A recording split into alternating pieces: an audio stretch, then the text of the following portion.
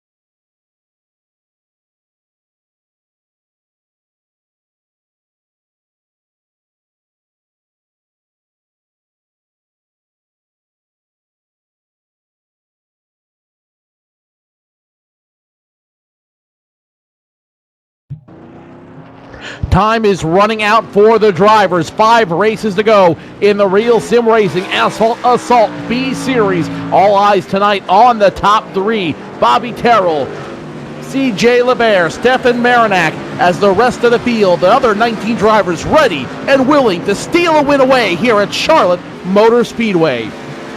You are watching ETV Live's live coverage of the RSR Asphalt Assault B-Series live from Charlotte Motor Speedway. Good evening, race fans. Joe Cortez, joined by the one and only, the cowboy himself, J.D. Webb, joining me in the booth tonight. And, buddy, we are ready for a big shootout tonight. Well, I'll tell you what, Cowboy, this is coming down the wire, and it'll take it all the way to Homestead. Bobby Terrell, Jose Gonzalez, the guys to look out for. John Abbott, got to look out for him too. But I'll tell you what, it's going to be a hell of a race tonight for sure. Going to be one hell of a race for sure. Let's take a look at how the points stand right now. Bobby Terrell with a big win last week at Kansas, able to maintain the point lead over Stefan Marinak. 5 points separate your top 2 drivers. CJ LeBaire, it's slipping away from him, but he's not mathematically gone yet. 44 points away. Rhett McBride in 4th, Brian Harvey 5th, John Abbott 6th, Matt Lacrosse 7th, Douglas White 8th, Doug Roth and John Wilco round out the top 10 in the field. Let's talk. Obviously, all eyes tonight are going to be on Terrell and Marinak, with only 5 points apart between them. But CJ LeBaire, you got to give him a lot of credit. Despite all the downfalls, despite everything against him, he hasn't given up all season. He's not given up in these last 10 races. And in every race, even though it's slipping further and further away, he does not one who's going to give in anytime soon. Absolutely. I tell you what, CJ LeBaire, he started 5th last spring here at Charlotte with a top 10 finish in 6th. So CJ LeBaire is certainly one of the drivers you want to look out for here tonight. And like I mentioned just a minute ago, Bobby Terrell, he started 4th here last in the spring race, led 21 of the 107 laps. And how about Jose Gonzalez? He starts in 7th, finishes behind Bobby Terrell, leading 37 laps. They call him Tequila Joe for a reason. I've got a feeling he's going to be definitely one to watch tonight. One guy that my eyes on, however, is Frank Coons. He was started on the pole when we came here in the spring, led 84 of 107 laps around this 1.5 mile quad oval out here, and due to a late incident, due to a late yellow flag, ended up finishing 14th. After that strong, dominant show last time they were here, I've got a feeling he's going to want to put on a show, and he's going to want to get a little bit of vengeance for that poor showing last year, this time in the spring at Charlotte. Absolutely, and Frank Coons, they're under qualifying right now, looking for a spot for Frank Coons. Looks like he's coming in 16th for the 29.540, but qualifying is not yet done. Frank Coons started on the first row in the spring with Matt Lacrosse. So Matt Lacrosse, a strong driver here at Charlotte as well. And finished fifth last spring. So look for Coons and Lacrosse to be up there as well. Time's just starting to roll in now into the booth here. Chad Coleman currently being scored in third in that number 6 machine. Chad Coleman, another strong competitor in this league. Hasn't had the season they necessarily wanted, but you know what? He's able to show up and he's able to make a name for himself on TV week after week. What's better than that? Mike Shelton currently being scored in 5th, Mike Perry in 6th, Marvin Turnmeyer Jr. 7th, Rhett McBride, who came so close last week and the week before, is going to finish 8th, or is going to be qualifying currently in 8th. John Abbott, your administrator, 9th out here. And Jimmy Jones, a name we haven't heard from in quite a while, will be 10th on this field tonight. 22 cars will take the call when we go to Green Flag Racing. You know, and with 22 cars out here, anything can happen. Absolutely, and I'll tell you what, we had Rhett McBride on the radio show last night. Of course, Joe, you were there too. We talked to him about the Dover race and the Kansas race. If you recall, at Dover, coming off turn 4, runs out of gas and sees John Abbott go flying past to the win. Rhett able to come in second at Dover. And of course, a strong effort, at Kansas Speedway last week. So I'll tell you what, Rhett McBride is poised for something good to happen here before the end of the season. It may be a win here at Charlotte tonight. It very well could be. Rhett McBride currently scored in points, mathematically eliminated from it, 227 behind. But at this point, he's racing more for pride than anything else to maintain that top 5 position in the assault points standings by the end of the season. Points, they don't matter here the same way they matter in like a Niswick or any other series you might find out there, but they do matter to the drivers, and there's a lot of pride, a lot of quality drivers in this league. All of them, week after week, more than able to put on a show around these tracks. Mile and a halves, these guys have been able to tear up all year round, and I've got a feeling Charlotte's not going to be an exception. Yeah, I'll tell you what, and this is a little bit of a different track than we've been at here in the last 3 or 4 weeks. Mile and a half track, quad oval out there in front. Some pretty good banking in the turns here, but here's the deal. Charlotte is a unique track, like Kansas was a unique track last last week. Charlotte's got the upper lane and the bottom lane, so you're going to see drivers utilizing that top lane in the turns here, like we saw at Kansas last week. They're going to be utilizing the turns. They're going to be utilizing both lines around this track. And I've got a feeling we're going to very easily see 2-wide racing around Charlotte Motor Speedway. These guys are going to be very, very eager and very happy to have both lines to grind through around this very, very wide Charlotte Motor Speedway. It really is a classic racetrack. When you think about tracks that they go to all year round, I don't think a name pops more than Charlotte Motor Speedway does on each of these guys' radar. I'll tell you what, a lot of history here in North Carolina at Charlotte Motor Speedway, and looking for a good race here tonight. One thing I want to mention, pit stops, very important here tonight. You got to get that pony ears wound up in good shape down on that, make that transition down on the apron there. And they're going to do that where the turn starts the banking. So, and that could upset the cars on entrance. We've seen that happen before. So get that pony wound up, make it to that commit line. I believe it's 45 miles an hour down pit road, all the way down to your pit box. Get your crew in, get, as the cowboy calls it, 4 new shoes and a bucket of oats. Get your butt out to the other end and back on the track. You've got a very strong point there. Number 1, on old tires, it's going to be very hard making that transition, going 165 around this track down to pit road speed. And more importantly, you got to get them wound down if you want to get in your stall correctly, in and out. It's going to be a very, very narrow pit lane tonight. With the pre-race ceremony starting to wind down, let's go ahead and take it down trackside for our national anthem sung by our very own Cactus Cuties. Oh, say, can you see by the dawn's early light what so proudly we hailed at the twilight's last gleaming, whose broad stripes and bright stars through the perilous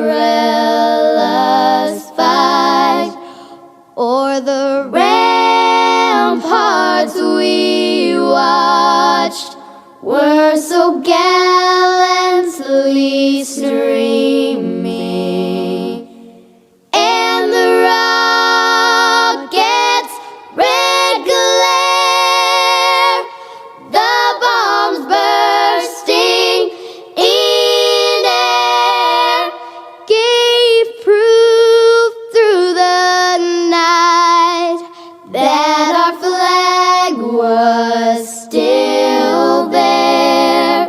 Oh, say does that star-spangled banner yet wave o'er the land of the free and the home of the brave.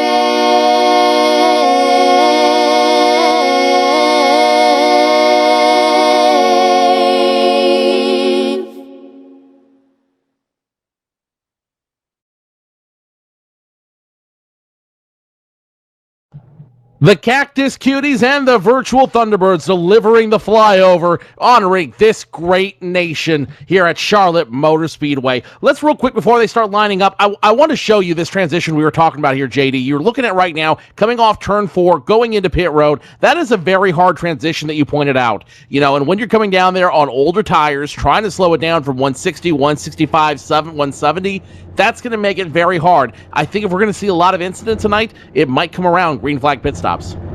Absolutely, and again, the turns are banked at 24 degrees, so you're just making that final transition coming off the bank turns onto the front straight. You got to make that transition down, making sure you hit that 45-mile-an-hour mark before you get to that commit line. You can see the cone sitting right there, right at the end of pit road. But Joe, let's take him down through the lineup and show him who's who and who's where on the grid.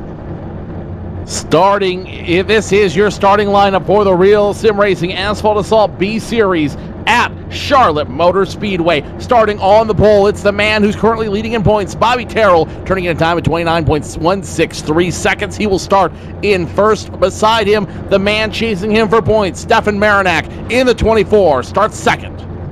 In the second row, starting third tonight in the number 6 machine, that's Chad Coleman. Outside him in the number 4, CJ LeVere in that number 4 machine. Third in points, only a handful out. He still has a shot tonight. Mike Shelton starts on the inside of row number 3 in the 34. Outside of him, the buckshot 00 of Mike Perry starts 6th. Marvin Turnmeyer Jr., he'll be driving that number 16 machine in 7th position on the grid. And outside him in the number 15 in 8th position is Rhett McBride. Your administrator that makes it work here every single week in the number 10 machine, John Abbott, starts on the inside of row number 5. Jimmy Jones, a new driver here, starts in the 42 in 10th. Starting 11th and the number 66 on the inside, Brian Harvey. Outside him, hey, that's Steven Mattox in the number 91 in 12th. Inside of row number 7 is Mark Brackner in the 38th. Randall Watkins in the 77 starts outside him in 14th. In the number 43, that's Doug Roth in 15th. Starting 16th on the grid tonight, the 57 of Barry Hines. Inside of row number 9 belongs to Frank Coons. He almost won this race in the spring. Outside of him, Nathan Bowers in the 03 starts 18th. And in 19th position, Augusto Gabaldoni. Outside him in the 44 is going to be Glenn Campbell in 20th. Rounding out your field, Hollis Vanderloon, Douglas Wyatt, Stephen Herring, not electing to take a time during qualifying. They'll start in the back of the field here tonight. So we'll see what they can put together to get those machines of theirs to the front. In the meantime, Bobby Terrell bringing them across the backstretch here. I tell you what, suck up those belts, Cowboy, because we're getting ready to go 107 laps here at Charlotte Motor Speedway. It's the white in the knuckle, the gold in the buckle. They will win tonight at Charlotte Motor Speedway. Bobby Terrell, Stefan Marinak getting ready to kick off this rodeo. 107 laps around the 1.5 mile Charlotte Motor Speedway. arguably one of the most treasured tracks in all of the world. Pace car gonna get the heck out of the way. Down pit road he goes, and they turn the field over to Bobby Terrell, Stefan Marinak. Terrell enjoying it, takes it in before he puts the hammer down. Green flag flies. We are racing at Charlotte Motor Speedway. Chad Coleman wastes no time getting underneath. And much to our surprise, they are going single file to start this race. Marinak now third, CJ LeVere fourth, Mike Shelton fifth. Battle now brewing between Mike Perry in the 00 machine, and on the inside of him, Marvin Turnmeyer Jr. in the 16. Buckshot getting darn close. I think he's ready to unload both barrels in the 16. And the 16 making use of that bottom lane down there. There's a 00. Almost gets out of shape off turn 4 before we even get to the first lap. But I'll tell you what, Cowboy, this 00 fighting back. That's Mike Perry down here on the bottom. The 16 getting a little bit of a wiggle into turn 1. Still side by side with the 00 on the way through turn 2 down the backstretch. I'll tell you what, things are starting to heat up already, Joe. These guys are wasting no time. Marvin Turnmeyer Jr. knows what's on the line for him. He now gets inside the 34 machine. That's going to be Mike Shelton about to yield a position to the 16. Here comes the 00 as well. The 00 of Mike Perry.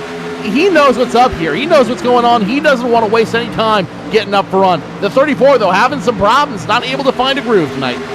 I'll tell you what, Mike Shelton putting up a pretty good fight at Kansas last week. We'll see if he can do it at Charlotte here tonight. That number 34 machine was strong at Kansas last week. Another 1.5 mile track. This one just a little bit different configuration here, but hey, who's counting the 34 machine? Mike Shelton sitting there in 6th position.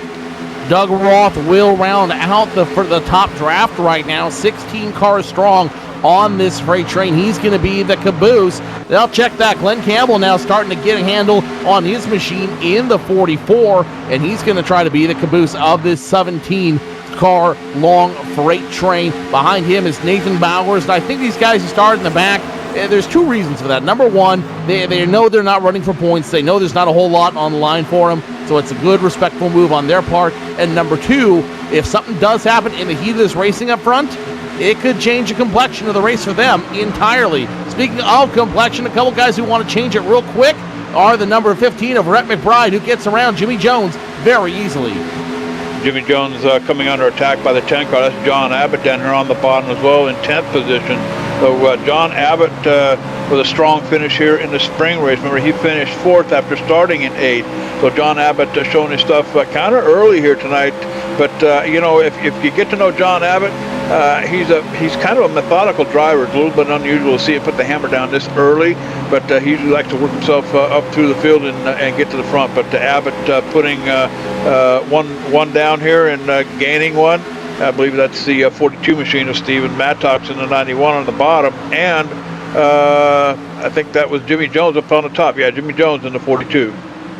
Jimmy Jones having a hard time getting a handle for this fixed setup in the B car tonight. Not exactly sure how he needs to run it, so he's going to just back in line and run it with everybody else out there. Meanwhile, the 00 and the 34 trading blows like a couple of heavyweight boxers out there, exchanging the positions back and forth on the field, now side by side, going into the backstretch and into turn number 3. Something's got to give. The 00 doesn't want to give it. The 34, Mike Shelton, is going to take it, and it looks like he's going to drag around a buddy with him. That's going to be the 15 of Rhett McBride.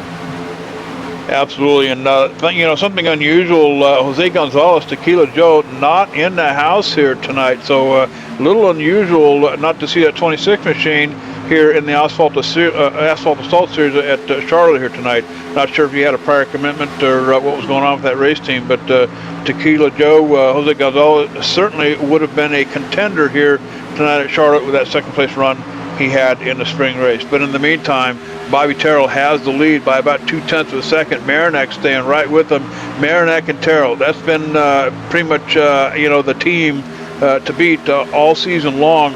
Bobby Terrell very strong. Stefan Marinak, I mean, these two guys are just inseparable when it comes to racing. So these guys are always seen up front. And the challenger, CJ LeVere, back here in 4th. There's your top 3 we've been watching all season long here, guys. Oh, and the one thing that surprised me so far tonight is Frank Coons in the 48 machine right now, just kind of taking laps at the dead last of this field, back in position number 23. I don't know if he's biding his time, if he's just waiting to make his run happen, or if he's not happy with his setup. But either way, this is unusual to see Frank Coons in the very back of this field, just waiting for something to happen out there. We'll have to keep an eye on the 48 and see what he does and where he goes from here. Meanwhile, trouble back up front. CJ LeVere around. CJ LeVere, not quite around, but a huge hit into the wall as he goes through the grass on the front stretch. CJ LeVere trying to keep control of that car into the inside wall, just barely missing it. CJ LeVere in big trouble tonight here at Charlotte as he almost loses the car. I believe the green flag, still green flag, no caution, as CJ LeVere tries to collect that number 4 back up and get that pony back up on the road. But CJ LeVere in huge trouble here tonight. You watched the replay up just a moment ago. The 4 having trouble getting through turn number 4. Forced to try to check it up. Got the air loose under him. And that caused a sequence of events. Good news for him. He's able to keep that pony running forward. The bad news for him, though, it's that pony is limping. He's going to need a little bit of help if he wants to get back in. And that could be the final nail in CJ LeVere's coffin, which you absolutely hate to see for a driver that's had so much heart all season long. I tell you what, I mean, the kid just tries and tries and tries and tries. And if it wasn't for some good solid racing, he finds himself up there in the points, running 3rd in the overall. But CJ, that lick he took off the wall off of turn 4 there, a lot of damage to the right side of that machine of his. So pit crew certainly got a ton of sheet metal to have to pull up those tires when the time comes. Get the sheet metal ready, get the Bondo tape ready. They're going to need everything when they come in for green flag pit stops in not too much longer. We'll have to see exactly how it all shakes out from here. All eyes back up front. Terrell in front of Marinac. These two guys bumper to bumper. Let's go in car with the 24 of Marinac as he starts to look around the 7 right now. Is he going to make the pass? He might be. You're in car with the 24 of Stefan Marinac, and these guys are side by side. Marinac going for the lead, and he's got it. Marinac will lead his first lap of the night, dispatching Bobby Terrell very quickly. And now Chad Coleman looking for the scraps. 15 laps in the books here at Charlotte Motor Speedway. But I'll tell you what, that number 7, he ain't done yet, Cowboy. He pulled over and let that number 24 machine go. Terrell is a thinker. He knows what's going on out here. And I'll tell you what, he's a pretty methodical driver, too. He's going to pull off, let you go, and kind of stay right in touch behind you. He's going to push you to burn your tires up. In the meantime, he'll probably be laughing his way all the way to the checkered flag later on, but we'll keep an eye on that situation up in front. Chad Coleman, on the other hand, now breathing down the neck of the number 7 machine, or call it the bumper, I guess, the 6 car here. Chad Coleman in 3rd position. I'll tell you what, Coleman has been another contender here with the Asphalt Assault Series. His debut here a couple of weeks ago. And I'll tell you what, Chad Coleman, a very strong driver here tonight. My eyes now are on the 00 of Mike Perry as he's once again side by side, this time with the 91 of Stephen Maddox. Maddox has the inside line, gets a little wiggle coming off for this 00. I think he sees something there, and that's why he's not yielding on that high line. Maddox continues to run down low. Behind him, another 2-pack going back and forth. John Abbott, Mark Brachter doing everything they can. The 38 and the 10 going back and forth. They still run in tandem going down the back road. Behind them, Doug Roth in the 43 makes the pass on Rhett McBride in the 15, and Rhett had such a good start, looked like a bullet coming out of a gun.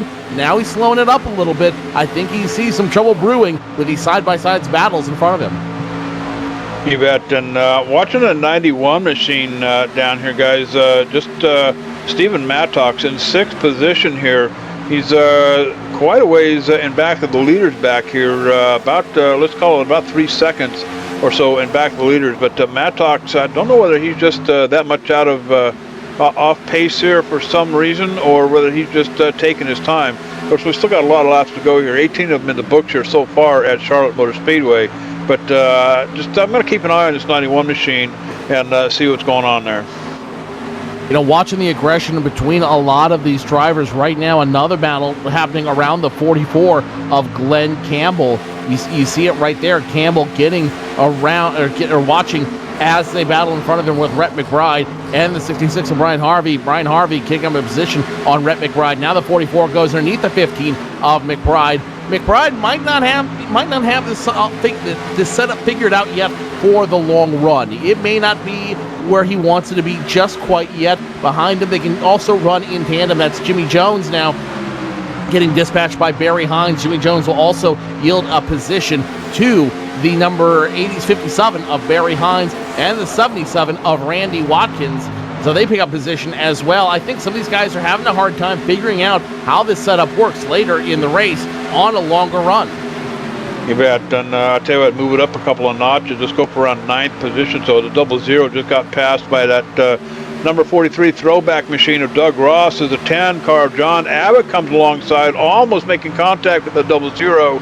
But I'll tell you what, things are getting kind of hairy here. About 10th or so position. Abbott thinking twice attacking the 00. Taking a second look here as he goes around the 66. But I'll tell you, the 66 not giving up here up on the top. So I'll tell you what, 21 laps in the books. Let's step away and take a real quick commercial break. You're watching live ETV Live Cowboy. There is no other choice, so don't wander off. We'll be right back.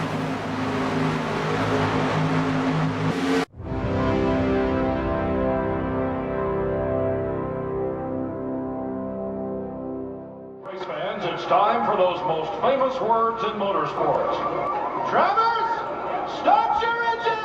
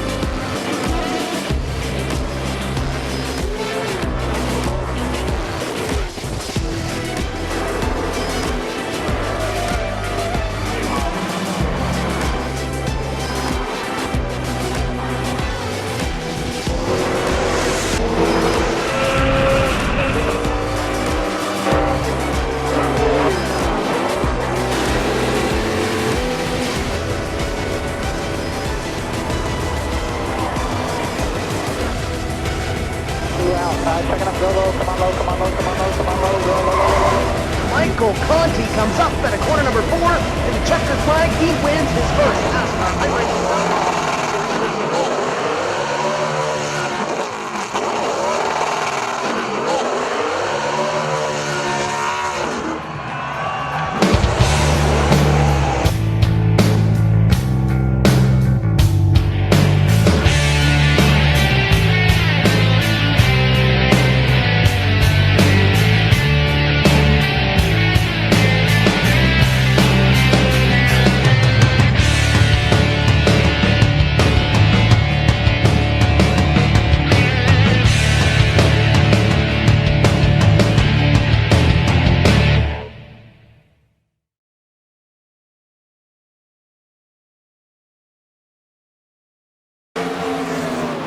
Welcome back, race fans, to ETV Live's live coverage of the Real Sim Racing Asphalt Assault B-League. Right now, you are watching the battle brewing for the 2nd, 3rd, and 4th position. It's going to be the 6 of Chad Coleman in front. Bobby Terrell giving up positions. He's going to run around 3rd in the 7. Behind him, the 34 of Mike Shelton runs 4th out there. And these guys content to run in line right now, but none of them giving an inch away. You see the 7 starting to peek down there a little bit. He's thinking about it. He's thinking about what he wants to do, but I think some of these guys also starting to think about when they want to come in for service on these Chevys. You know, one car that's already been down for services was that number 48 machine of Frank Coons. Now, you know, we backed that up with the pre-race talk about him. You know, he started out on the pole, led 84 of the 107 laps, finished a lap down in 14th. Obviously, you know, probably a late race caution in there somewhere, put him out of contention. But bring it to date, the 48 machine down pit road when we went to commercial.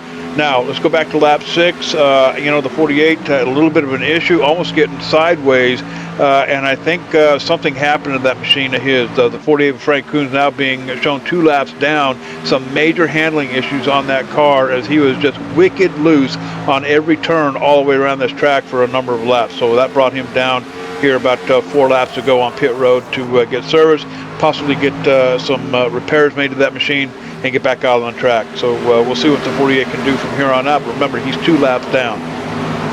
He's 2 laps down and he's hurting out there. This is not where he wanted to be after such a dominant show in the spring race here at Charlotte Motor Speedway. Meanwhile, back up on track, it's the 00 of Mike Perry. We've talked about him a lot tonight.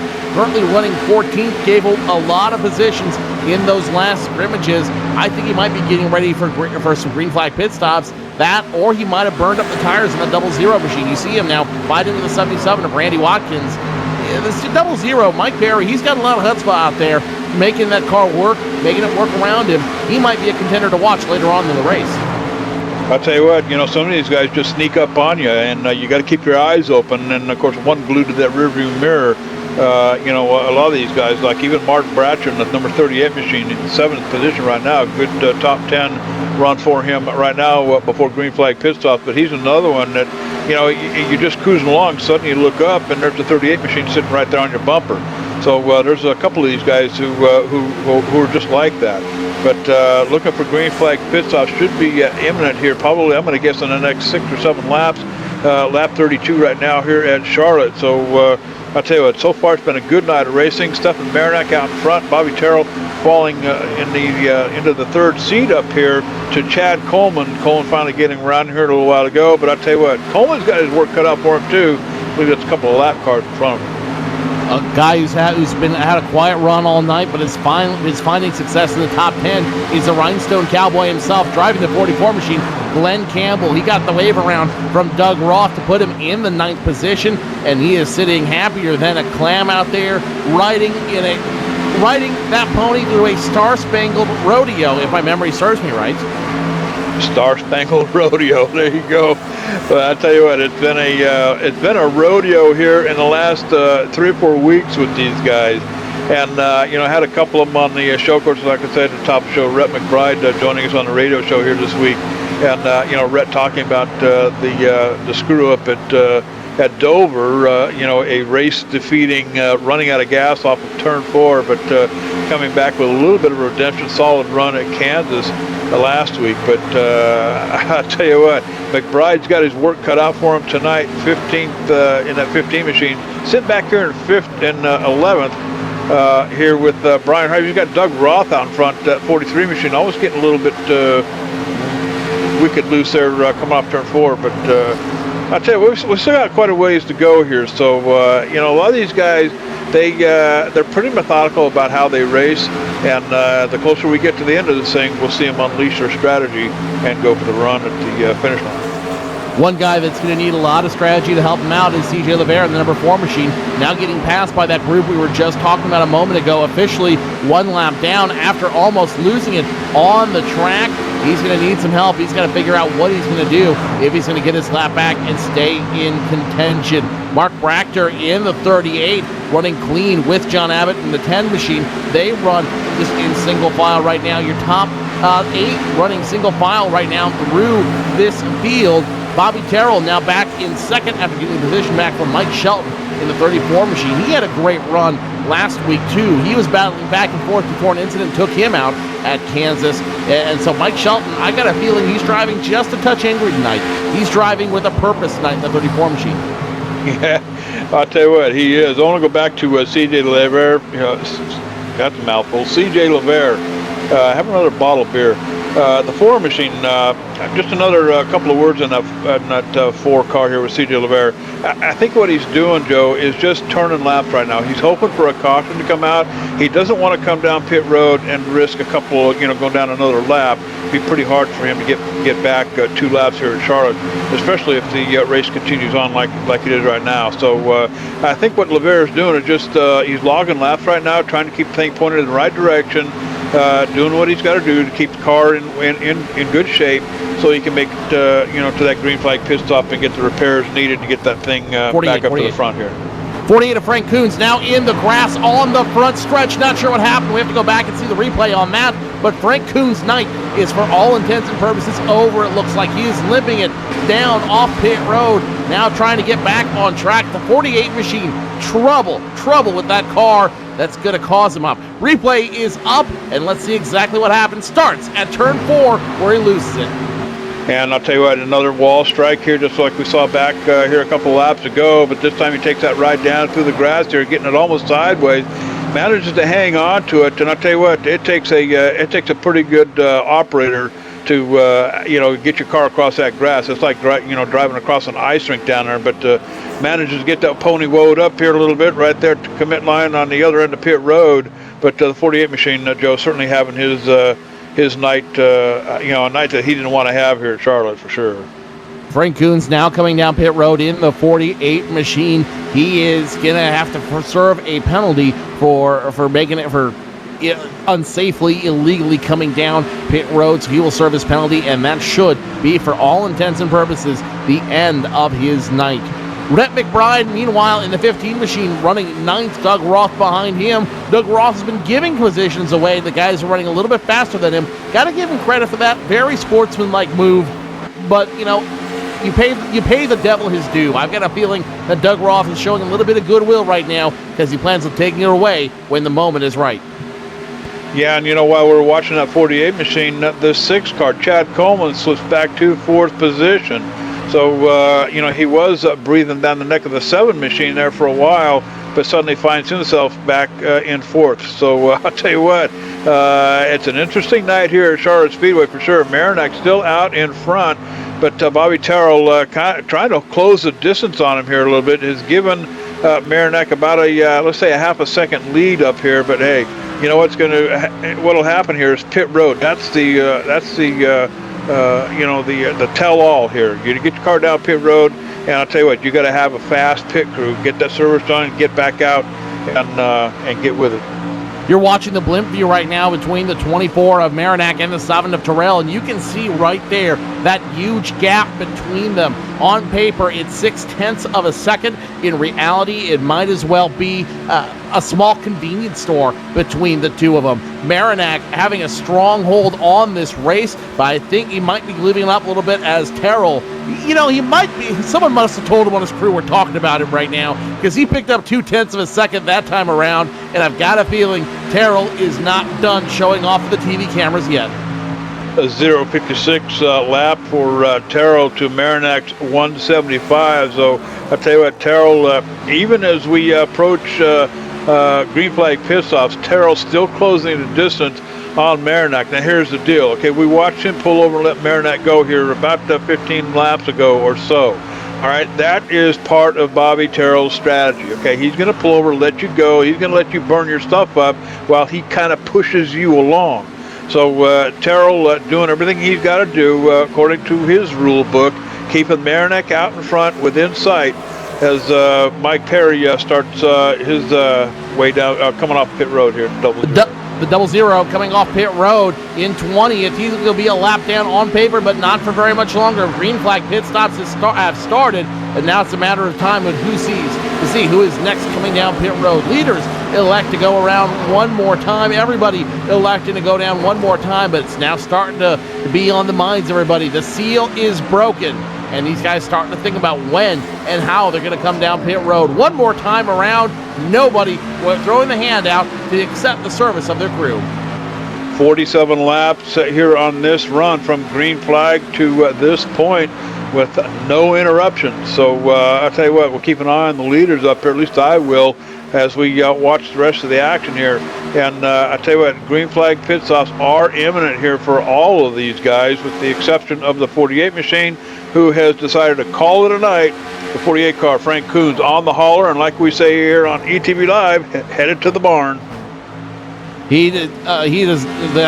That is absolutely the last place he wants to be tonight, is back in the barn. He'd rather be out there running with the big horses, but sometimes it just don't work your way, as no matter how hard you try out there. Nobody's still coming down pit road. Everybody happy to run some more laps out here. Marinak still up front. Terrell in second. Mike Shelton third. Chad Coleman, a distance behind, but he's still happily running in fourth. And then there's John Abbott running in fifth. He's the guy that's running in a little bit of traffic out there. Steve Maddox behind him. Brett McBride in the 15 behind him. The 16 of Marvin Turnmeyer Jr. also behind them as well. They might have a little draft go, and I've got a feeling that group of four are all going to come into pit road together and are all going to come out of pit road together. I think you're probably right there. You know, Joe, I've been watching this number 6 machine, Chad Coleman. He's all the way back here, fourth position, but he's way off. Let's call it 3.3 seconds in back of the leaders. I think he might have burned his stuff up. Now, he's turning some pretty decent lap times for the most part, but I think he might have burnt his stuff off chasing down Terrell and Marinak up there. Remember, he was breathing down the bumper of that number 7 machine for a long time, managed to put Terrell back into third as Coleman moved into second, but that didn't last long. Chad Coleman now sitting back here in fourth position, but he's 3.3 seconds in back of the leaders. So each of these cars still continue to go out there. I've got a feeling that your leaders are going to try to make this a one pit stop night for the evening. If they continue to run like this, they need to stop between lap 103 and 105, 106, and they can make it a one-stop race this entire evening. And I've got a feeling if it comes down to it, these guys will be happy to make it so. How much do you think that Dover race is weighing on Rhett McBride and that number 15 machine's mind? Oh, I bet you it's doing to them right now. Currently running 6th. Rhett McBride not leaving anything on the track. You know, he's run as low as 10th. He's found a way to get back up in front, up through this traffic. And Rhett McBride running strong tonight. I think we riled him up a little bit when we talked to him last night on the BS Back Talk and Rewind show. That was Tuesday night, I should say. I think we riled him a little bit. I think, he's coming out here with a little bit of venom in his blood. He wants to get out here and put on a great show for all the fans. Yeah, you bet. And I'll tell you what, running out of gas at Dover is not something that he wanted to see off turn 4. So I'm sure he's had a real good talk with his crew chief here tonight. We ain't going to do that again, Cowboy, as we're waiting for our leaders to come down pit road. And you're absolutely right. The show was on Tuesday night. I kept saying last night, too, I must have slept all day yesterday. I wish I had that liberty. Now on pit road is the 66 of Brian Harvey pulling into his pit stall. He'll be the next one to come down pit road. Routine stop for the 66. 4 tires and a full tank of fuel. No damage on him. Stefan Marinak now sneaking off pit road. Came in where we were sitting there yammering. He is going to be the first cheerleaders down on pit road. 4 tires, full tank of fuel for Marinak. He sneaks off pit road, and now it's only a matter of time before your leaders come down.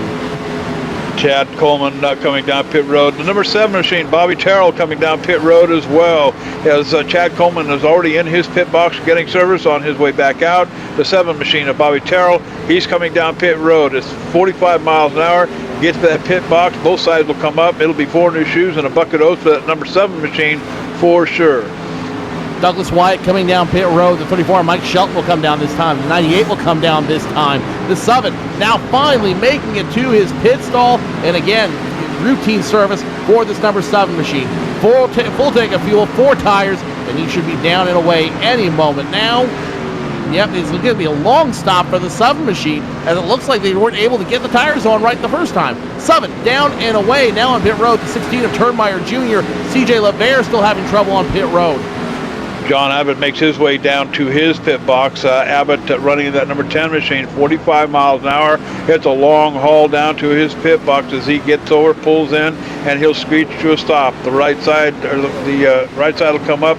It'll be 2 new shoes, and then they'll go around, lift that left side up. It'll be a couple of more shoes for that machine of his, and a bucket of oats, and he'll make his way out.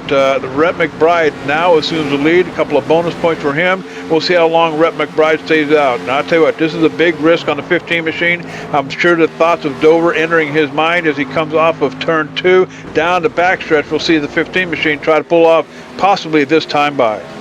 34 now on the backstretch coming off pit road. 98 of Herring on off pit road. The 15 of Rhett McBride just announced he's going to pit this time by. So the 15 will relinquish the lead as he comes down to the attention of his crew. Makes a transition perfectly. 45 miles per hour. And when you're used to running 180 at your peak at this track, 45 feels like a snail's crawl down this very, very long front stretch where pit road is. McBride coming to the attention of his crew. It should be Barry Hines potentially taking the lead away.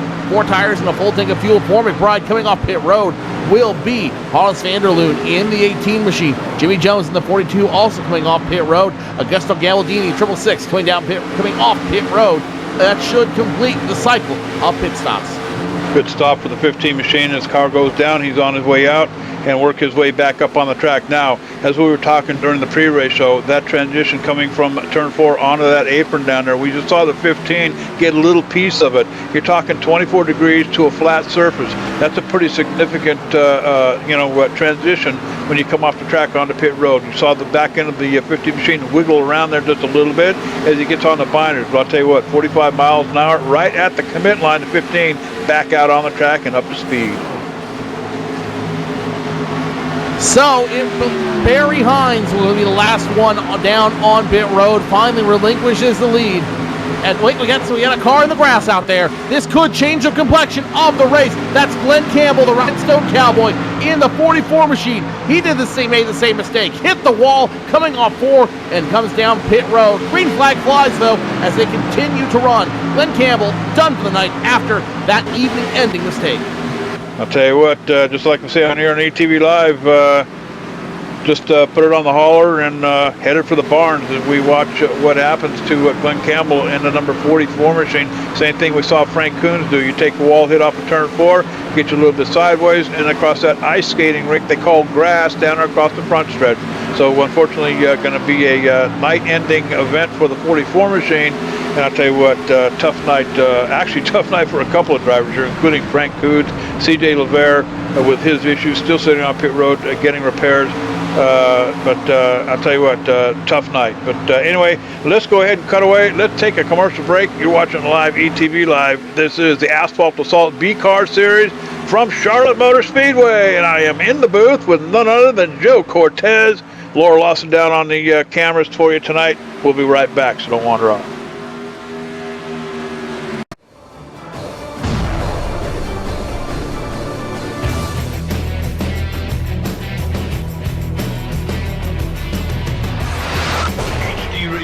Join 5,000 plus other listeners where you could hear everything from big 80s metal to classic rock and roll, country radio, ETV Live, sports radio, even adult and unplugged rock and roll. HDRadioNetwork.com, one of the fastest growing internet radio networks, HDRadioNetwork.com. Take it with you, cowboy. Get the mobile app for Android, iPhone, iPad, and all the rest from TuneIn.com.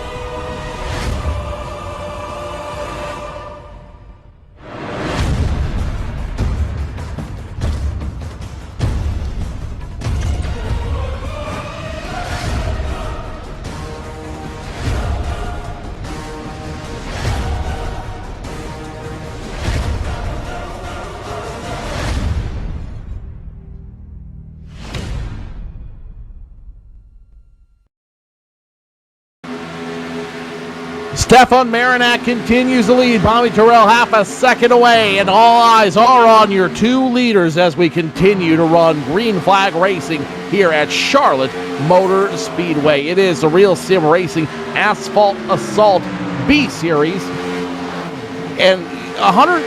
It surprises me, JD, just how clean we've been able to run so far. 107 laps, only 3 cars involved in single car incidents, no yellow flags.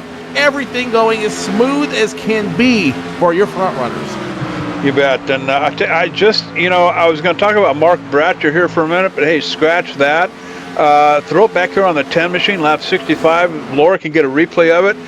This is the most unusual thing I've ever seen. He's coming off of turn 2, looking good, down there on the bottom, and nothing going on with the 10 car. Gets into the wall right off of turn 4 and almost does it again at the end of the backstretch back here. But, the 10 machine has been pretty clean all night long, hitting his marks, and just suddenly smacks the wall about a third of the way down the backstretch. So I don't know, unless John's trying to text and drive at the same time, who knows? Our cellular partners remind you not to text and drive. It can wait. Something you shouldn't be doing either, JD. Yeah, there you go. I tell you what, my wife drives, so I can text all I want. I was going to talk about Mark Bratcher. Mark Bratcher having a pretty good night. Now, this is a guy who has struggled pretty much all season long. Mark started tonight in 13th position, middle of the pack, and I tell you, he's just been cruising all night long and has worked himself up inside the top 10. He's sitting there in 7th position behind John Abbott up there, and of course here comes the 4 of CJ LeVere trying to hook something up here tonight. LeVere is 9 laps down, so it's really no threat to Bratcher, as Bratcher's going to let him go. But Mark Bratcher, he's just kind of on cruise control here tonight. Car's clean, as he, of course, as I say that, he takes a little piece of the wall trying to get out of the way of the 4 machine, who had a little bit of an issue there. 4 machine is, this might be his swan song tonight. 9 laps down in the 21st position. CJ LeVere, if this continues for him, unless he gets a lot of help out there, he might not be able to finish any better than maybe 20th, 19th, but that still puts him effectively between 55 and 60 points away from your leaders after everything is said and done. So this could be his swan song tonight, not where he wants to be. CJ LeVere in the 4 machine now pulling it down pit road. Either something is done or he's buying the farm out there. Well, LeVere, right there in front of Mark Bratcher when Bratcher let him go, both of them got kind of next to the wall up there. I think LeVere took a pretty good little hit there again. Same side of the car as that first hit he took. It did a lot of damage to that number 4 machine. But I'll tell you, and we're going to try to talk to CJ after the race here tonight and get his view on things, whatever happened to him, because I think this may be a real game changer for him as far as the season goes. But he came into tonight 44 points behind Bobby Terrell, who's only 5 points out in front of Stefan Marinak. So CJ LeVere needed, top 5, top 3, and wins to be able to get up to the front and contend with Terrell. I don't think it's going to happen now by the time we get to Homestead. LeVere still remains on pit road, and with every lap that passes, it's one more foot in deeper. They lower that coffin, so he might be done. We'll have to keep an eye on him and hope for the best for him. Stefan Marinak still up front. Bobby Terrell in second. Chad Coleman a time zone away from them, and everybody else right now just content to run their own races. The field very scattered from each other. Only battle on the field right now is between the 91 of Steve Maddox and the number, and check that, the number 66 of Brian Harvey. Harvey gets around Maddox very easy, so put Brian Harvey in position number 8. Stephen Maddox in the 91 will go down to position number 9. Other than that, only battling you see on the field is back around the 10th place position between the 00 Mike Perry and the 43 of Doug Roth. Now, Brian Harvey also had a top 10 finish here in the spring race at Charlotte. So Harvey, a contender here tonight at the Charlotte Motor Speedway as well. Let's talk about the 7 and the 24 up here in front. The 7 has, and here we go, the 7 on the inside of the 24 down the backstretch, looking for a pass there into turn 3. Is he going to make it? 24 machine up on the top side. They'll stay side by side all the way down the front stretch as they come off a turn 4. Down the trial we go. The 24 to 7 side by side. 24's got a little bit of an edge. I think Terrell's going to let him go up here. I think Terrell wanted to let Marinak know that, hey, knock, cowboy, I'm still here, and he's going to keep Marinak out in front. But I tell you what, Terrell has closed the distance on Marinak, and I think Terrell's probably going to stay there the rest of the night, not let Marinak get too far out in front of him. So now it's a game of cat and mouse between the 24 Marinak and the 7 of Terrell. These guys playing chess at 185 miles per hour. Both of them know the ramifications of this race. Now, doing a little bit of math in my head, I could be very wrong here as we watch the 24 and the 7 battle in line here. Doing a little math, if Stefan Marinak and Bobby Terrell finish first seconds, let's say Marinak finishes ahead of Terrell, he would pick up effectively, 2 points on him. They both have a bonus point for leading a lap, Marinac potentially has a chance to capture another bonus point for leading the most laps out there. So that would change the lead for Bobby Terrell from 5 points to 3. And on the opposite side, Bobby Terrell could easily pick up 1, maybe 2 points. So not a whole lot of points here at stake, but with every race that passes, those points get very, very important. Absolutely, and I'll tell you what, you watch the caliber of driving that these guys do out here, Marinac and Terrell. It's going to go all the way to Homestead. I've been saying that since about 5 or 6 races ago. But Chad Coleman, who was certainly a hopeful for a checkered flag win tonight, I don't know that he's got. He's going to be able to do it. 2.5. Oh, and he takes a huge hit off of turn 2 down the backstretch. The 6 car in trouble here in the late laps here at Charlotte Speedway. And I'll tell you, I thought that Chad Coleman was going to have something for Terrell and Marinac. Apparently not. 2.5 seconds back and a huge hit off of the wall here with some damage on the right side of that machine of his. Puts a little stripe on the sign out there, and that is going to cost him. He's going to be hurting. That pony's limping as they come around. Mike Shelton in the 34 machine easily gets around him. The 6 able to get back in line out there, but he is still in a lot of pain after that hit. He's going to need a lot of help, and he can't come down pit road again. He could, but he will easily go a lap down unless the yellow flag comes out. Don't expect the 6 to come back down. He's just going to make the best of it, and make the best of it he is doing. Let's go on the bumper now of the 34 machine. That's Mike Shelton, and you can see just how hard the 6 of Chad Coleman is driving this machine. You see that nose right there in your face. He is keeping on him. He is keeping right behind him. He knows how important points are, and he knows that how important pride is, especially after taking a hit to the wall like that. Absolutely. And I'll tell you what, I was going to say something about Marinac here for just a minute. Marinac started 19th here in the spring race and finished in 7th.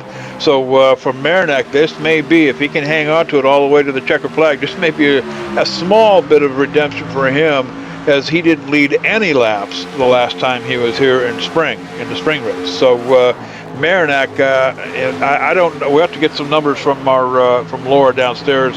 We'll see if we can pull those up. But I don't know how many laps Marinac has led, but certainly I think he's probably at the point now where he's led the most. Well, let's also talk about a very valid point here about both these guys who want to win this race. You need as many points and as much of a buffer, or in Marinac's case, as little of a gap as you can get, because next week the big one comes into play. Talladega Super Speedway, 2.67 miles. They're going to be doing some 2x2 racing out there, and at any given time, the big one can happen and take you out of contention. So it means you need to do as best you can. You need to race as hard as you can tonight and get as many points as you can tonight, because after the big one, you may not be able to afford to wait. And, coming from Bobby Terrell, you know what? From him, it's going to be a crapshoot. That's what he thinks about Talladega here coming up next week. Let's take it back to the 42. Throw a shout out to Jimmy Jones. I believe this is his first race here with the Asphalt Assault Series here with Real Sim Racing. We haven't mentioned anything about him, but I tell you, keeping it clean all night long. He's sitting back here 17th position, keeping that car clean, keeping it on all fours, and keeping that horse pointed in the right direction. A shout out to Jimmy Jones driving that number 42 car tonight. Great showing for Jimmy Jones in the 42s. Currently a lap down with Hollis Vanderloon, but he looks like he's having the time of his life out there in his first race here at Real Sim Racing. Another first-timer out here on the field is that buckshot machine of Mike Perry. That upstart machine is driving it as hard as he can. He's now side by side with the 57 machine of Barry Hines. They are battling it back and forth. And for his first race out here, Mike Perry has got a lot of gumption. He has got a lot of heart out there, and he looks like he is having a blast running with these very high-caliber drivers. Absolutely. I tell you what, the 57, a little bit of wiggle a lap ago, still side by side. He's going to get the position over here. But I tell you what, the 00 still almost making. I don't know if there's contact there. I can't see from my view here, but I think the 00 might have given the bumper to the 57 machine up here.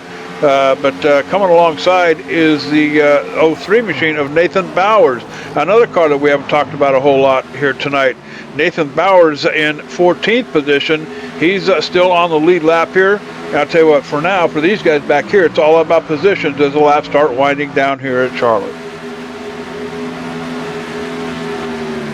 Let's go to the door cam now of the 0-3, looking on the inside of him. That's the 0-3 of Nathan Bowers, a 0-0, still intact there. It's 0-0, will drop back though. Now let's go to the door cam of the 0-0. On the inside of him is a 77.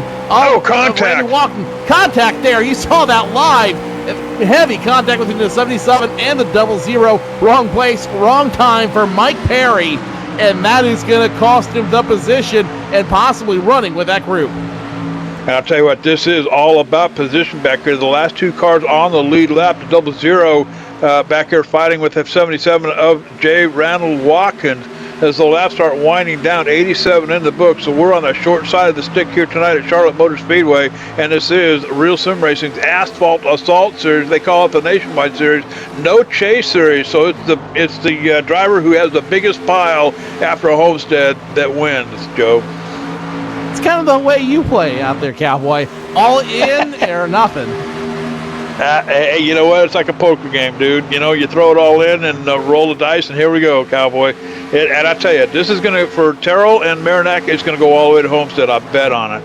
But, you know, what a terrific race here tonight. Caution-free thus far. Of course, we wouldn't want to say that too loud, but 88 laps in the books to come this far. A little bit of issue with the 48 to the 44. CJ LeVere going out early. What a heartbreaker that is. And, of course, Stephen Herring in the 98 machine still duking it out 4 laps down in 20th position out here.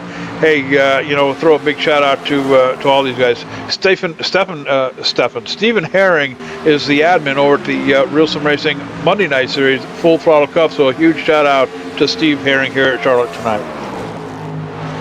18 laps remaining, 17 when they cross the line. It is the Marinac and Terrell show. Who will be the ultimate victor when the checker flag flies? We will find out in 17 laps. You are watching RSR, the RSR Asphalt Assault B-Series live here on ETV Live. When we come back, the thrilling finale to this race at Charlotte Motor Speedway. Stay tuned, race fans.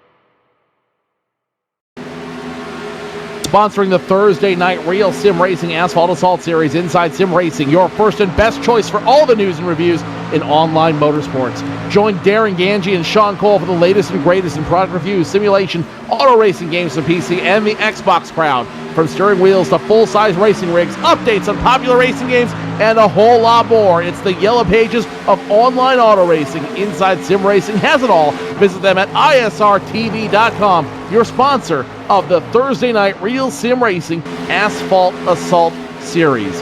You know, real quick, we had Darren on the Rewind BS and Back Talk radio show on Tuesday, Cowboy, and he did give us a good amount of insight on the technology that goes into making this sim the most realistic sim on the planet.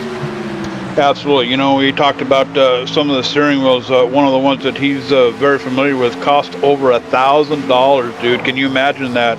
He also talked about some of the innovations in the racing rigs. These, movable cups or cup seats, racing seats. He also talked about some of the changes in the games that have come about, and of course the big move from Simi Valley up to Spokane, Washington. So yeah, it was a lot of fun having Darren on the show the other night. Very insightful. Lot of knowledge there about sim racing. ISRTV.com. Go check them out. You will not be sorry. In fact, you might get them a little addicted like we did. Absolutely. But I'll tell you what, back out here on the track, it is the Merrimack Terrell show. Now, Terrell has got to be thinking it's time to go now. About 10th off of the bumper of the number 24 machine of Stefan Merrimack.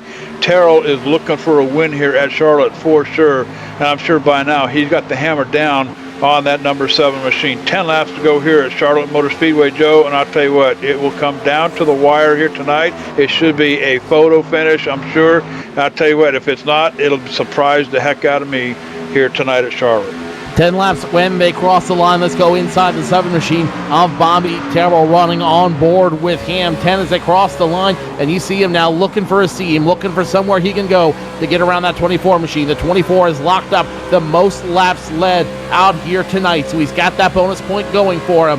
If he can stay in front of him, he will pick up 2 valuable points on Bobby Terrell. Bobby Terrell in behind him in the 7 machine, still not going anywhere. 2 car lengths behind him as they start running into some traffic. 9 to go when they hit the stripe. I'll tell you what, trying to get the job done, but both of them now have a lap traffic to have to contend with now out in front. So those are nothing more than obstacles on the track, working around the 57 machine of Barry Hines right now down the backstretch, watching the 24 trying to get past that 57. 57 doesn't look like she's going to give it up all that easy, but the next 2 cars out in front, that'll be the 03 machine of Nathan Bowers tucked down there on the bottom, making use of that bottom lane down there to help that car turn around. I'll tell you what, Marinack's coming, he's coming fast, so look out 03, got to get out of the way, bud. Time is running out, and the 57 might be the best thing number 24 of Stefan Merrimack has seen all night. He is using him as a human roadblock out there. Merrimack getting some distance now on the 7 to Bobby Terrell. The 57 looks like he's almost blocking him a little bit out there. We hear the 7 on the radio giving him some grief. Hey, let me get around. I gotta go. And no say bueno, my friend. 5 to go at this juncture. No, check that, 6 to go at this juncture. You know what, I don't know whether we're looking at teams here or not. I don't have my team list up, but you know, sometimes that happens. We've seen it happen before, but I tell you what, as laps start winding down, Terrell, he's got to feed more fuel to that machine of his, and a little bit more hay, oats, coal to the boiler, something to get that 7 up there. He's got to be on the bumper of the 24 in order to make it work, and it has to be on the exit of a turn. He's going to have to tuck it down on the inside and try to work that side draft to get alongside and hopefully keep that 24 up on the top. Don't know if that's going to happen. There's a 7 looking to the outside. I think that was Nathan Bowers in the 03 machine. Nathan Bowers in the 03 pulling over, letting him get away, but still a time zone between Merrimack and Terrell. 5 to go as they cross the stripe.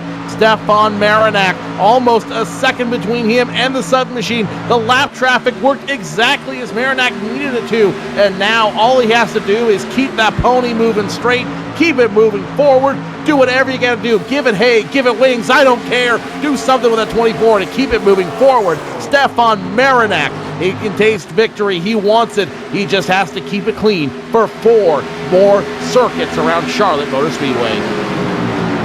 And it's going to be a 185 lap for Terrell, this time by to Merrimack's 088. So what Merrimack, the faster car on the track here, Terrell is just going to have to keep the throttle to the pedal to the metal, I guess they would say, here in that number 7 machine if he hopes to do anything with them. 104 laps in the books here. I mean, this is, you know, we're just several laps away from the finish of this thing here tonight. Don't know whether Terrell's going to have enough to get there or not. Well, and as they cross the line, 3 to go that time by, look at the 24. He's got traffic around him. He's got partners he can draft with that will help him stay fast and create a wind, a vacuum around him and push him towards that win. The 7 does not. The 7 right now is only one car behind him, and that is a 38 of Mark Brachter. Brachter not looking incredibly enthusiastic, trying to push the 7 around the track. 19 is 38 trying to get around the 7 out there. Meanwhile, the 77 machine of Randy Watkins, the 16 of Turnmeyer Jr., they are running in a line behind that 24. He's starting to take off on him, but they are still running in line. Popsicle Sticks flied that time by. 2 to go.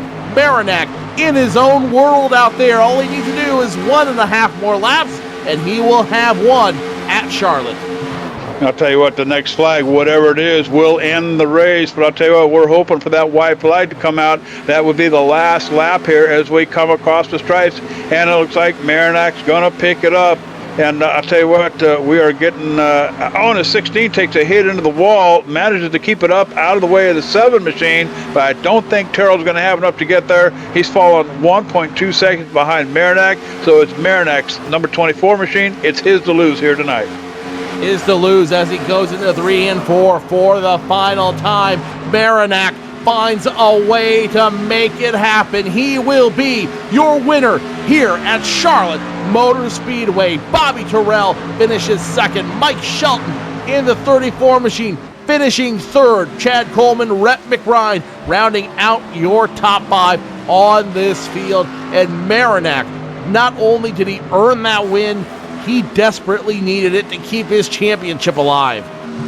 Absolutely, and John Abbott with a strong one here tonight. Of course, finishing 2 positions lower than he finished last time out here at Charlotte in the spring. But I'll tell you what, good top 10 finish for that number 10 machine. Stephen Mattox in the 91 machine, solid top 10 for him in 7th. And in 8th, Brian Harvey in that number 66 machine, sticking with it here tonight. And Doug Roth in that number 43 throwback machine. I love that 43 car. Something different every time he brings it out. With a 9th place finish and rounding out your top 10, 1 lap down will be the 77 of J. Randall Watkins. Other notable finishes tonight. Marvin Turnmeyer in the 16 finishes 11th. Barry Hines in the 57 finishes 12th. Jimmy Jones, the newcomer debuting tonight, a respectable top 15 for him. The other newcomer, Mike Perry, finishing just outside in 18th position. Great race, only 3 casualties on the evening. Everybody else finishing under their own power in some way, shape, or form. Stefan Marinak now putting on a show for the guys in the Turn 4 grandstands.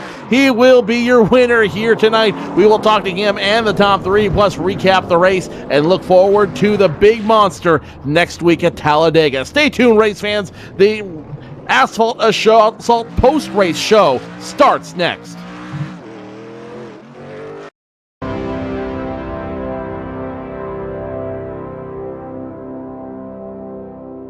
Race fans, it's time for those most famous words in motorsports.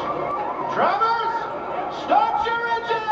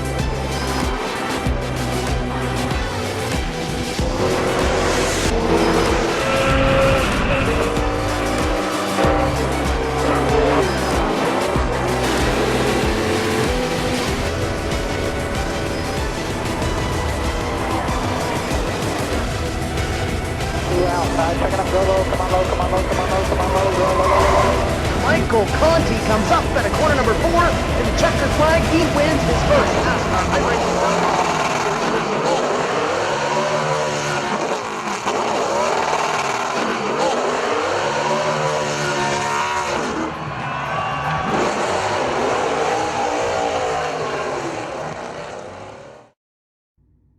Home of the ETV Live Radio, the HD Radio Network gives you a variety of stations to choose from, including the big 80s metal, all HDR classics, all HDR country, and a whole lot more. Take your pick and rock your brains out, brother. HD Radio Network stations are featured on iTunes Radio, TuneIn Radio, and also listed in the Windows Media Guide. To listen today from HDRadioNetwork.com or take it with you, get the mobile app from TuneIn.com. 107 laps done here at Charlotte Motor Speedway. And Cowboy, we were expecting a rodeo. We were expecting a shootout. I think we got more than we should have for the price of admission tonight. I tell you what, a hard-fought battle by a lot of drivers here tonight for sure. Of course, one of the biggest surprises, Jose Gonzalez, who finished second here in the spring race, not showing up for the event here tonight. But I'll tell you what, Stefan Marinak, Bobby Terrell, Mike Shelton, all of you, Rhett McBride looking at a possible fuel mileage run, but he's not going to make that same mistake again. And a good solid run from that 15 team tonight, too. Down in victory lane, I have never seen Stefan Marinak so animated in my life, climbing out that number 24 machine. He is your winner here at Charlotte Motor Speedway. Stefan, what an incredible race for you. You took the lead, you never looked back, and now here you are in victory lane, only a couple points behind the points leader tonight. Yeah, what an awesome race. It seems like I always run better when I lose the points lead. But yeah, it was an awesome race. I wanted to battle it out with Bobby there, but a couple lap cars got in the way, I think. So, but I'll take it. I got the Walking Dead Chevy Impala into victory lane tonight. The Walking Dead was more like the Walking Alive out there, leading the most laps here on this field. You seem to have a really good feel for this setup and where it was going. Did the setup really complement your driving style, or did you just figure out a way to make it go as fast as it did? I tested a lot this week, and I normally don't have a lot of time to, so I took advantage of that, and I found a couple of good lines that I could run on the short runs and the long runs. I burnt my tires up on that first run, though, and I played it more conservative on that second run, and it really paid off. Tell us about the green flag pit stop. You guys planned it so you only had to make one green flag pit stop out here on the field. You did it incredibly well. Was that an intentional move? Did you think halfway through the race, yeah, we can do this on one pit stop without having to worry about tires and/or fuel? Yeah, when I was testing, I found out that you can make 57 laps. So as soon as I saw that I was in that window, and I saw Bobby and Mike coming, I pulled to the outside so I'd have a clear track behind me, and I pulled right onto pit road. And that 1 or 2 laps of fresher tires, got me a second and a half on the racetrack, and yeah, it really paid off. So when was the deciding moment for that? Did you think about coming in when Bobby and Mike were going to come down, or were you the entire time just thinking, you know what, we're going to go in when we want to go in? Well, I was thinking we were going to go in whenever we were going to go in at the beginning, but they were catching me really fast, probably a tenth a lap. And so by the time it was, I was in the pit window, they were already on my bumper. So I might as well just pit and get a lead on them and try to hold them off again. And you were incredibly successful doing that tonight. Stefan Marinak coming out of winning here at Charlotte tonight. Next week, you've got your incredible challenge in front of you in the form of Talladega Super Speedway. With the big win tonight, it does help your campaign, but looking ahead, what are you thinking? Are you nervous? With it being such a wild card, where is your head at tonight? Looking forward. You never know what happens, what's going to happen on those super speedway tracks, but I love them. I love to race at them. They're a lot of fun. So I'm just going to go in there. I got a couple drafting partners lined up if we're running the 2-car draft. I have no idea, but I'm looking forward to it, actually. Unofficially, this should put you 3 points outside of the points lead. What's the plan for the next 4 races? Just try to go for wins. That's all I can do. Stefan Marinak, your winner tonight here at Charlotte Motor Speedway. It's all you now, my friend. It's time for shout-outs. Whatever you want to say, take the microphone. It's all yours. Yeah, The Walking Dead, AMC 9:30 or 9 o'clock Sunday night. Hippie's Paint Shop, Inside Sim Racing, you guys at ETV, and RSR. Stefan, before I let you go, we just got whispered the unofficial point standings. You are now unofficially in a dead tie with Bobby Terrell for the lead. Yeah, my goal actually going in, I wanted to have 5 points between us going into Talladega, which means I didn't want to lose any. I was behind in 5 points coming into this race, and I didn't want to get behind that at all. So I fulfilled my goal. That's good.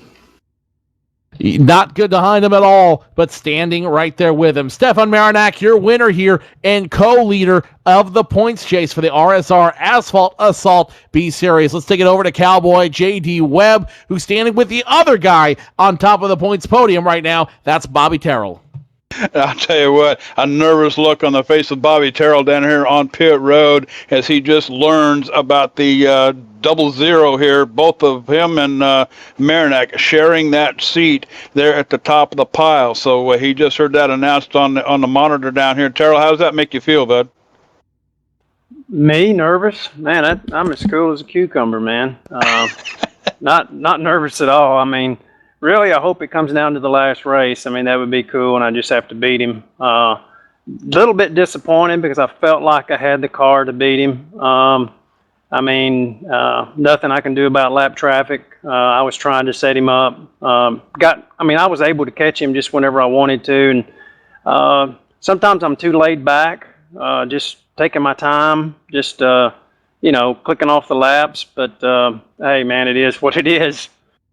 You know, saw you taking a couple of peeks there late in the race, last few laps, looking like you were going to try to put something together, and then suddenly you find both of you find yourselves involved with some lap traffic, and that looked like it really had a significant impact on the 7 machine. What was your perspective going on there? Well, yeah, I mean, it was lap traffic. I mean, that's all you can say. I mean, me and Stefan were pretty much running nose to tail, and I would have loved to battle it out, with him at the end and see, I think it'd have been close. I don't know who would have got it, but, I mean, I think the second time I've had an issue with that particular car. So I don't really know what his deal is. I mean, I know he's racing other guys, but, a little respect would be great. I'll tell you what, take you back to Charlotte last in the spring race. You started in 4th, but you finished collecting the trophy that night. Marinak, however, he started 19th and finished 7th. So were you kind of expecting the same deal here tonight in the fall race? Oh, no, I knew Stefan. I mean, Stefan's good. I mean, guys, come on. I mean, we're tied for the points lead. I knew he'd be battling it with me. Like I said, I think lap traffic played a real issue tonight. And the funny thing is I was behind him looking ahead, and I seen all those cars coming, and I was thinking, man, I might need to go now. And like I said, it's a little late. And I'll tell you what, coming up next week, you and I talked about it on the radio show here a while back. Are you ready for that game of craps coming up here next week? Yeah, I mean, I won the last race here, but it's just like, it's a crapshoot. Hopefully me and Stefan can come out of it unscathed. One of us has the points lead by just a little bit, and we can carry this thing to Phoenix and Homestead. I mean, that's really what I hope for. I'd hate for something to happen to either one of us and just clearly take us, out of one of us out of the championship, fight, because that's what the fans want to see. They want to see a battle right down to the end, and so far, me and Stefan have been doing that. So I really would love to see it come down to Phoenix and Homestead as all possible. And like I said, it just depends on who you get hooked up with. I'll tell you what, the battle continues, and it will go all the way to Homestead for sure. And Bobby Terrell sharing the seat with Stefan Marinak now, double lot 0 there at the top. So, Bobby, who makes it happen for you, bud? Inside Sim Racing, of course, for sponsoring Hippie's Paint Shop. You guys up in the booth for the job y'all do.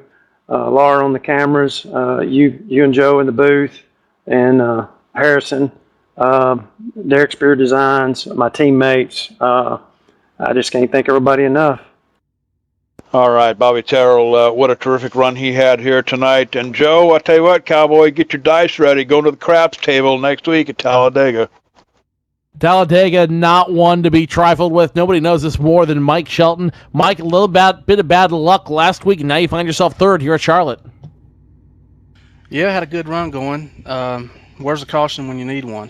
I had a car pull out in front of me as I was coming into my pit entrance and lost my mark, overshot, and that pretty much cost me a battle for the win. I think I had a 2-second lead over fourth and ended up coming out fourth after that.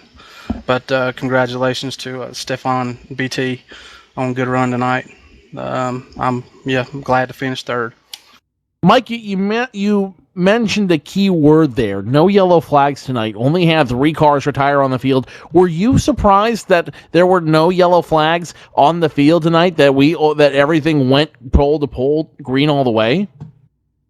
Yeah, I was. From the way it's been going lately, there's too many of them, and then we go from one extreme to the other. But it's like that. Usually, you don't want them, and then when you want one, there's none to be had. Last week at Kansas was an absolute litter with yellow flags. This week, absolutely not. What do you attribute that to? Is it the different style of racing you see at these tracks? Is it a different kind of setup? Where do you feel that the disconnect or the connect is for both of these 1.5-mile tracks? Well, Kansas is definitely a lot looser, a lot less grip than here at Charlotte. Charlotte, I just got better. The more wear on the tires, I got better. Just handled the same. So definitely easier to keep it under control here at Charlotte. Looking ahead in the schedule, next week is the big one that everyone's kind of weary about, Talladega Super Speedway. What is your strategy? What is your attitude going in? Just try to avoid the big one. That might be one I don't qualify for. Just kind of ride around in the back and see what happens at the end. But it's a crapshoot. It's anybody's win. That's the wild card race, and who knows what the points battle will look like next week. But I hope BT and Stefan both make it through it. And like Bobby was saying, I hope it comes down to the last race between them. I'm not in it, but I'd like to get a win before the season's over without affecting those two. It's definitely been an up and down season for you. Real quick, what does a third place finish here do for your confidence going into the final 4 races of the season? You mentioned you're not necessarily in it for points at this point, but it's got to be a good feeling knowing that you can compete at that level with the top tier drivers of this series. Yeah, I didn't really know what to expect coming in here. Bobby's the only one I recognized I'd raced with outside of this league, and I knew he was good. And but yeah, it feels great just to be able to run in the top 5. Mike Shelton, driver of that number 34 machine. That's shout out time, my friend. Microphone's all yours. I'd like to thank Eric Martell, the Inside Sim Racing TV, Hippie's Paint Shop, and Ben Atcher for the spot. He did a great job tonight, and you guys at ETV making it happen. Mike Shelton in the 34 machine, finishing third out here tonight. 4 more races to go. We'll look forward to seeing you at Talladega, buddy. Thank you, guys. Mike Shelton finishing third in the 34 machine. Cowboy, it's been a great night of racing here at Charlotte. 23 cars starting on the field tonight, 20 finishing under their own power. Only a handful of lead changes, no yellow flags, and in the end, Stefan Marinak earning a very, very hard-fought win. Absolutely. I'll tell you what, a heck of a night of racing here at Charlotte Motor Speedway. Caution-free. How about that, Cowboy? But I'll tell you what, we've got one other person that we wanted to talk to before we crawl down the stairs and head for our own hauler. CJ LeVere, who was running third in the overall points, looked like it was going to come to a battle all the way to Homestead for CJ, Bobby, and Stefan. It was going to be a 3-way deal all the way to the last race. But tonight may have been a game changer for CJ and that number 4 team here tonight. CJ, tell us what happened, bud, there early in the race. We bring out a new car tonight. and the driver ran out of talent. We made a mistake and cost us. You performed pretty well here back in the spring race. What was different about tonight than back in the spring? Now, remember, you started in 5th. You finished with a solid top 5 and 6 position in the spring race. What changed tonight from your perspective here? I felt like I had the car to beat. I felt like I could have won this race, but we were just trying to be conservative and just stay and ride, and I shouldn't have been conservative, and I think I should have just went from the get-go, and I didn't. And when I backed off that a little bit, I got a little loose, and I couldn't get it back and cracked the wall. So what's the outlook for the remainder of the season? You're sitting now, I believe it's 64 points back, if I'm reading that right. I got to put my damn glasses on again, but I believe it's 64 in back of the leaders up there, and it's pretty much over. It looks like, something absolutely devastating would have to happen to Terrell and Marinac at this point, but what are you hoping for when we get to Homestead? Better look out, boys, because I got nothing to lose now. I'm going for wins. There you go. I tell you what, CJ LeVere, there is absolutely no quitting for him, Joe. And CJ, who makes it out for you in the 4 team? Got to thank Hippie's Paint Shops. All my beautiful cars, got to check them out. HippiesPaintShop.com, and of course Inside Sim Race TV and Real Sim Racing, ETV Live. Make a awesome show, and everybody, all the hard work behind the scenes. Outstanding. I'll tell you what, again, Joe, a hell of a night of racing here at Charlotte Motor Speedway. Back to you, bud. Plenty of stuff to talk about next Tuesday on the Rewind BS and Back Talk radio show. Don't forget, join the Cowboy JD Webb, Jimmy North, and Evan Posco, and the whole crew, including me on occasion, on Tuesday nights at 9 p.m. for an hour of Rewind, looking back at previous broadcast events. Definitely looking back here tonight at the RSR Asphalt Assault B-Series race at Charlotte Motor Speedway. Guest interviews, drama, and topics never too hot to touch. The boys ramp it up in the BS and Back Talk segment with thoughts and opinions on some of the hot topics in the online race arena. It's fun and entertaining, no rules, no BS. Rewind BS and Back Talk, 9 p.m. Tuesdays on ETV Live Radio. Definitely a lot to talk about with this series next Tuesday. You won't want to miss it. So that'll conclude it for us here at Charlotte Motor Speedway. It's time for these tired ponies to head back to the barn. On behalf of our entire broadcast team, our producer in the booth tonight, Laura Lawson, our executive producer, and the Cowboy himself, joining me in the booth tonight, JD Webb. I am Joe Cortez, congratulating Stefan Marinac on a big win tonight. We will see you 1 week from tonight as we go racing from the big monster itself, Talladega Superspeedway. Good night, race fans.